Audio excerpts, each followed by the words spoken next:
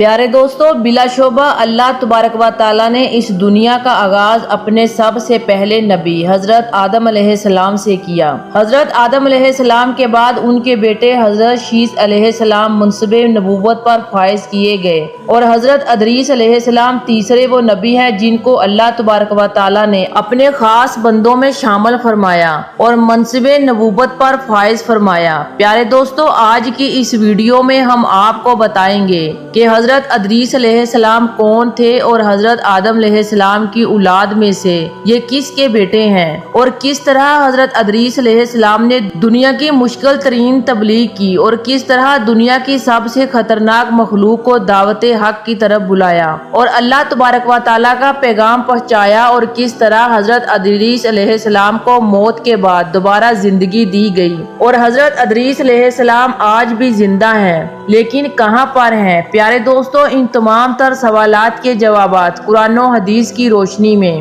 آج کی اس ویڈیو میں ہم آپ کو بتائیں گے، لہٰذا آپ سے گزارش ہے کہ ہماری اس ویڈیو کو اینڈ تک ضرور دیکھیے گا۔ ناظرین محترم، حضرت ادریس علیہ السلام کا تعلق حضرت آدم علیہ السلام کے بیٹے حضرت شیث علیہ السلام کی 5ویں نسل سے تھا۔ حضرت ادریس علیہ السلام کو دوسرے مذاہب کے اندر انوخ کے نام سے بھی جانا جاتا ہے۔ حضرت ادریس علیہ السلام اللہ تبارک و تعالیٰ کے تیسرے نبی ہیں جن کو حضرت آدم علیہ السلام اور حضرت شیث علیہ السلام کے بعد نبوت عطا فرمائی گئی۔ حضرت ادریس علیہ السلام پر 30 صحیفے نازل کیے گئے جن کو صحیفہ انوخ بھی کہا جاتا ہے اور حضرت ادریس علیہ السلام حضرت نوح علیہ السلام سے 1000 سال پہلے پیدا ہوئے اور حضرت آدم علیہ السلام سے 500 سال بعد اس دنیا میں تشریف لائے۔ حضرت ادریس علیہ السلام کی ولادت بابل شہر میں ہوئی۔ پیارے دوستو، روایات میں آتا ہے کہ حضرت ادریس علیہ السلام کا اصل نام ہنوک تھا، جبکہ اللہ تبارک و تعالیٰ نے قرآن پاک میں آپ کو ادریس کے نام سے پکارا۔ روایات کے مطابق حضرت ادریس علیہ السلام وہ پہلے نبی ہے جنہوں نے اس دنیا کے اندر تعلیم کا آغاز کیا اور لوگوں کو لکھنے پڑھنے اور تعلیم دینے کا درس دیا۔ اسی طرح روئے زمین پر تعلیم کی ابتدا کرنے والے حضرت ادریس علیہ السلام ہیں۔ حضرت ادریس علیہ السلام کی زیادہ تر زندگی کا حصہ درس و تدریس میں گزرا، اسی وجہ سے حضرت ادریس علیہ السلام کو ادریس کہا جاتا ہے۔ پیارے دوستو، جب حضرت شیث علیہ السلام اس دنیا سے رخصت ہو گئے تو ان کی وفات کے بعد حضرت شیث علیہ السلام کے ماننے والوں کی تعداد بہت کم ہو گئی اور حضرت آدم علیہ السلام کے بیٹے قابیل کی اولاد اللہ تبارک و تعالیٰ کی نافرمانیاں کرنے لگی اور کفر و شرک اور بت پرستی کے اندر مبتلا ہو گئی۔ اب یہ وہ دور تھا جس دور کے اندر پاکیزہ رشتوں کی پہچان بالکل ختم ہو چکی تھی اور اس دور کے اندر لوگ اللہ تبارک و تعالیٰ کی وحدانیت کو چھوڑ کر بت پرستی اور آگ کی پوجا کرنے لگ گئے تھے۔ گویا یہ اس روئے زمین پر ایک ایسا وقت تھا کہ جب شیطان اور شیطان کے ماننے والوں کا اس دنیا پر راج تھا اور اس دور کے اندر حضرت آدم علیہ السلام اور حضرت شیث علیہ السلام کی شریعت کی مکمل طور پر نافرمانی کی جا رہی تھی اور کھلے عام اللہ تبارک و تعالیٰ کی حدوں کو توڑا جا رہا تھا۔ اس طرح جب یہ قوم طرح طرح کی برائیوں کے اندر مبتلا ہو گئی تو اس قوم کی ہدایت کے لیے اللہ تبارک و تعالیٰ نے اپنے پیارے نبی حضرت ادریس علیہ السلام کو مبعوث فرمایا۔ چنانچہ جیسے ہی اللہ تبارک و تعالیٰ نے حضرت ادریس علیہ السلام کو منصب نبوت پر فائز فرمایا تو حضرت ادریس علیہ السلام فوراً اللہ تبارک و تعالیٰ کی حکم کے مطابق لوگوں کو اللہ تبارک و تعالیٰ کا پیغام پہنچانے لگے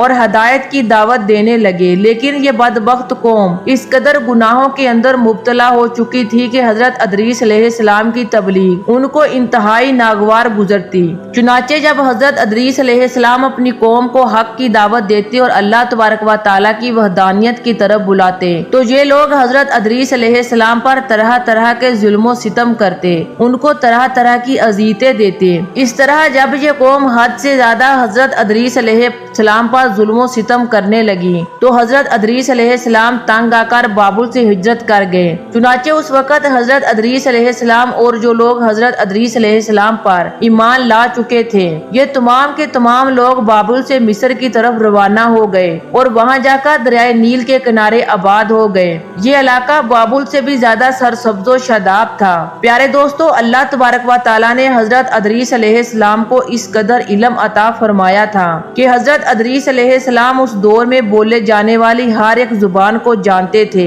اور حضرت ادریس علیہ السلام ہر ایک قوم کو انہی کی زبان کے اندر ہدایت کی تبلیغ فرماتے اور حق کی طرف بلاتے۔ حضرت ادریس علیہ السلام کا ذکر اللہ تبارک و تعالیٰ نے قرآن پاک میں 2 مقامات پر فرمایا ہے، جیسا کہ اللہ تبارک و تعالیٰ نے قرآن پاک کی سورہ مریم کے اندر ارشاد فرمایا، اور اس کتاب میں حضرت ادریس علیہ السلام کا ذکر بھی ہے، بے شک وہ سچے نبی تھے اور ہم نے ان کو بلند رتبے تک پہنچایا۔ پیارے دوستو، حضرت ادریس علیہ السلام دنیا کے وہ پہلے نبی ہیں کہ جن کو علم و نجوم اور علم و حساب بطور معجزہ عطا فرمایا گیا، اور حضرت ادریس علیہ السلام نے دنیا کے اندر سب سے پہلے قلم سے لکھنا شروع کیا، اور حضرت ادریس علیہ السلام نے ہی سب سے پہلے کپڑوں کو سلائی کر کے زیب تن کیا۔ حضرت ادریس علیہ السلام سے پہلے لوگ جانوروں کی کھال کو بطور لباس استعمال کیا کرتے تھے، اور حضرت ادریس علیہ السلام نے ہی اپنے زمانے کے اندر ناپ تول کے پیمانوں کو ایجاد کیا اور ہتھیاروں کو بنایا اور ہتھیار بنانے کے طریقے ایجاد کیے۔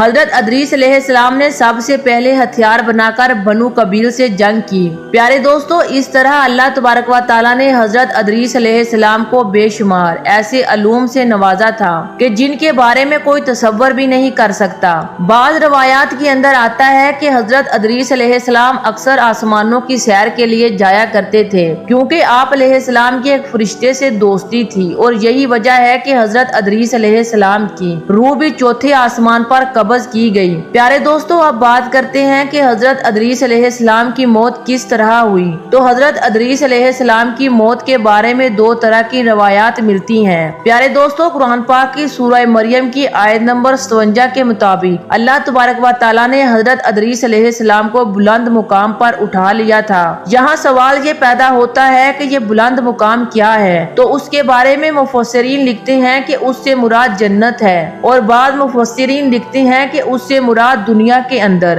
حضرت ادریس علیہ السلام کو بلند مقام عطا کرنا ہے، اور بعض مفسرین کے نزدیک بلند مقام سے مراد حضرت ادریس علیہ السلام کا چوتھے آسمان پر اٹھایا جانا ہے۔ پیارے دوستو، بعض روایات میں آتا ہے کہ ایک مرتبہ حضرت ادریس علیہ السلام پورا دن سفر کے اندر رہے تو حضرت ادریس علیہ السلام نے سورج کی تپش اور تیزی کو محسوس کیا، تو حضرت ادریس علیہ السلام نے اللہ تبارک و تعالیٰ کی بارگاہ میں دعا کی، یا رب العالمین، سورج کی گرمی کو کم کر دے اور سورج کو لانے والے فرشتے کا بوجھ بھی کم کر دے۔ تو اللہ تبارک و تعالیٰ نے حضرت ادریس علیہ السلام کی اس دعا کو قبول فرمایا۔ چنانچہ اگلے دن اللہ تبارک و تعالیٰ کی بارگاہ میں فرشتے نے سورج کی گرمی کو کم کرنے کی وجہ پوچھی، تو اللہ تبارک و تعالیٰ نے ارشاد فرمایا کہ میرے ایک بندے نے سورج کی گرمی کو کم کرنے اور تمہارے بوجھ کو کم کرنے کی درخواست کی تھی، جو کہ میں نے قبول کر لی ہے۔ چنانچہ اللہ تبارک و تعالیٰ کا یہ فرمان سننے کے بعد اس فرشتے کے دل میں